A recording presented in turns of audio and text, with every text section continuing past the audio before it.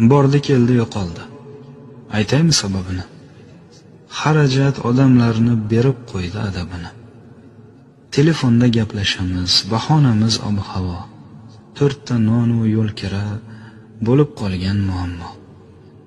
Yoshlarga qiyin bo'ldi gazga, suvga, svetga, maoshlari yetmayapti.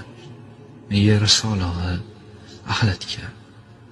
60-70-yillarga bir qaytaylik, bolalarga yoshligimiz, ertagini aytaylik. Eshigimiz taqillatib to'la yo'q edi. Hamma ish bilan ovora, qornimiz ham to'q edi. Obkash degan narsaga chelaklarni ilardik. Quduqdan suv tashib kelib, idishni to'ldirardik. Tanchaga cho'g' olib kelib bosib qo'yib kuliga 1 kilo un berardi. Buxonkani puliga.